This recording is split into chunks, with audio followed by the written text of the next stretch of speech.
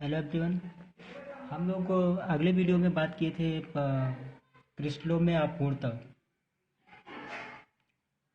तो आज हम लोग देखेंगे वीडियो नंबर 9 सॉलिड स्टेट का, और उसमें हम लोग बात करने वाले हैं दोष।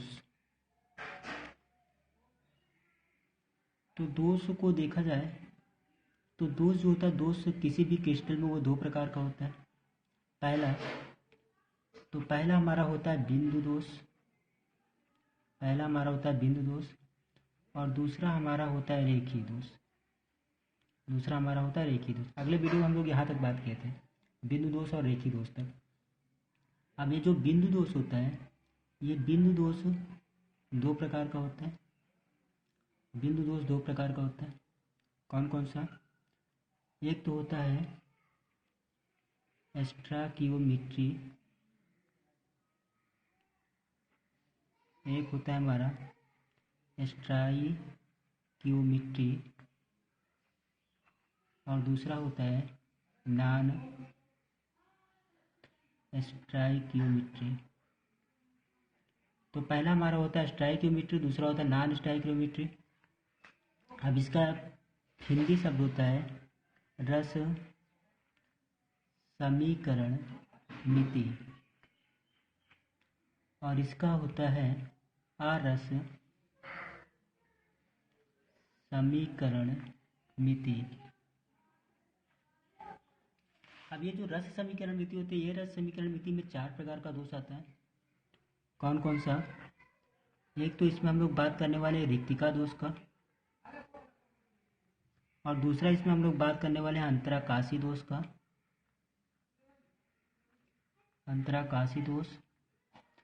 और तीसरा हम लोग बात करने वाले हैं शॉर्टकी दोष का, और चौथा हम लोग बात करने वाले हैं फ्रैंकल दोष का। तो चार प्रकार के दोष इसमें हम लोग देखेंगे। और जो नॉन स्टोइकियोमेट्री होता है, ये दो प्रकार का होता है। कौन कौन सा? एक तो होता है ये धातु आधिक्य दोष, और दूसरा होता है ये धातु न्यूनता दोष। अब ये धातु आधिक्य दोष होता है, ये धातु आधिक्य दोष दो प्रकार का होता है। ये कैसे होगा? धातु अधिक मतलब जिसमें धातु अधिक होगा, मतलब धातु अधिक कब होगा? जब इलेक्ट्रॉन ज़्यादा त्याग करेगा। मतलब यहाँ पे मतलब जब धन आयनों में वृद्धि होगी, तो इसका मतलब ये दो प्रकार का होगा। मतलब धन आयन आधिक्य या धन आयन अधिकतम, और जब धन आयन अधिकतम होगा तो ऋण आयन की मात्रा कम होगी, तो ऋण आयन न्यूनतम। और ये जो होता है ये भी दो प्रकार का होता है। ये धातु न्यूनतम कब बनेगा? जब इलेक्ट्रॉन या जब ऋण आयन की कमी होगी। जब ऋण आयन की कमी होगी तो धन आयन बढ़ेगा, तो धन आयन हमारा क्या होगा? अधिकतम होगा, धन आयन आधिक्य। तो हम लोग इतने को देखेंगे फिर से एक बार। दोष तक हम लोग देख चुके थे। दोष दो प्रकार का होता है, बिंदु दोष और रेखीय दोष। अब बिंदु दोष दो प्रकार का होता है, रस समीकरण मिति दोष, आरस समीकरण मिति दोष। रस समीकरण मिति दोष चार प्रकार का होता है। पहला रिक्तिका दोष, दूसरा अंतराकाशी दोष, तीसरा शॉर्टकी दोष, चौथा फ्रैंकल दोष। और आरस समीकरण मिति दोष होता है, ये दो प्रकार का होता है। पहला धातु आधिक्य दोष, दूसरा धातु न्यूनता दोष। अब धातु आधिक्य दोष दो प्रकार का होता है, धन आयन अधिकतम और धन आयन न्यूनतम। और धातु न्यूनता दो प्रकार का होता है, इलेक्ट्रॉन मतलब ऋण आयन की कमी, या फिर कह सकते हैं इसे बोल सकते हैं ऋण आयन न्यूनतम, या फिर इसे बोल सकते हैं धन आयन अधिकतम। दो प्रकार का। अच्छा, अगर एक बात यहाँ से देखा जाए, धातु आधिक्य दोष अगर है तो ये दो प्रकार का होगा। कैसे होगा? जैसे मान लेते हैं मेरे पास सोडियम है, तो सोडियम अगर ये सोडियम है, सोडियम क्या करेगा? सोडियम इलेक्ट्रॉन का दान करेगा। जब इलेक्ट्रॉन का जितना दान करेगा उतना इसके ऊपर Na+ आएगा।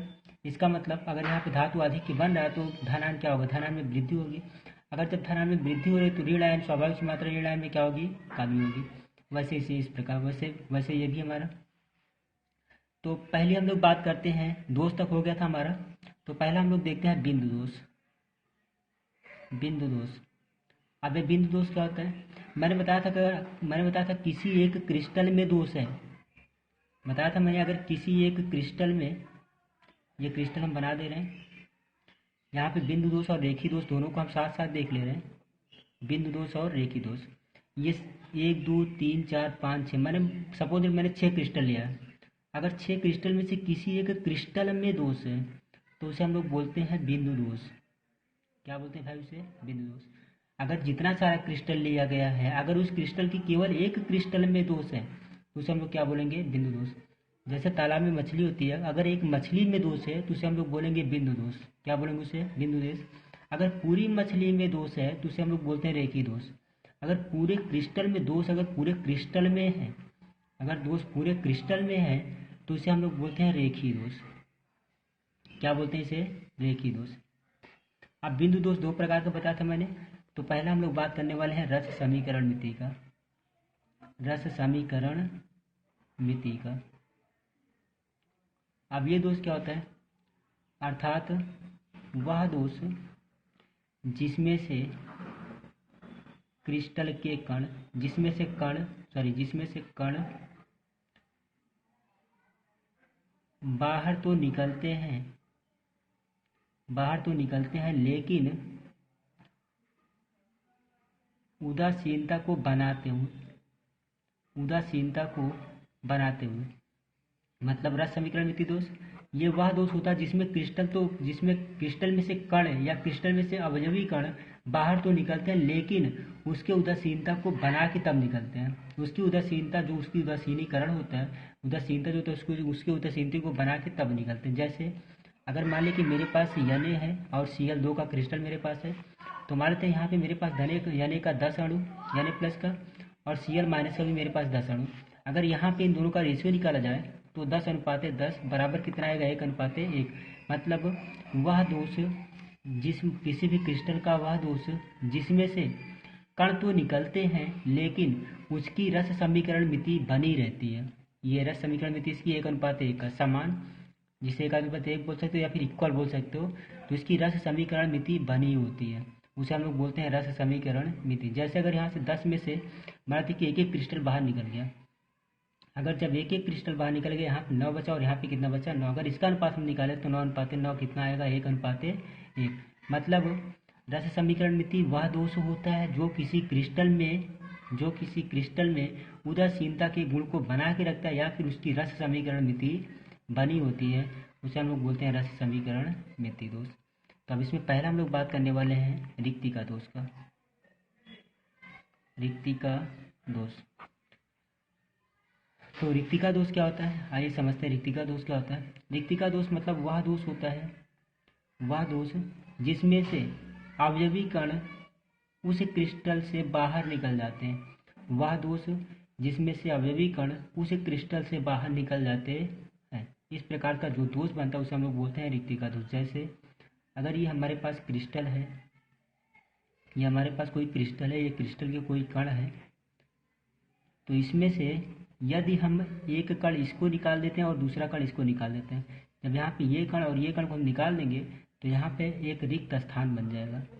क्या बन जाएगा भाई? रिक्त स्थान बन जाएगा। तो जो इस प्रकार का दोष होगा उसे हम लोग बोलते हैं रिक्तिका दोष। और यहाँ पे इसमें अगर इसके हम घनत्व की बात करें तो इसके घनत्व में क्या आएगी? कमी आएगी। क्यों?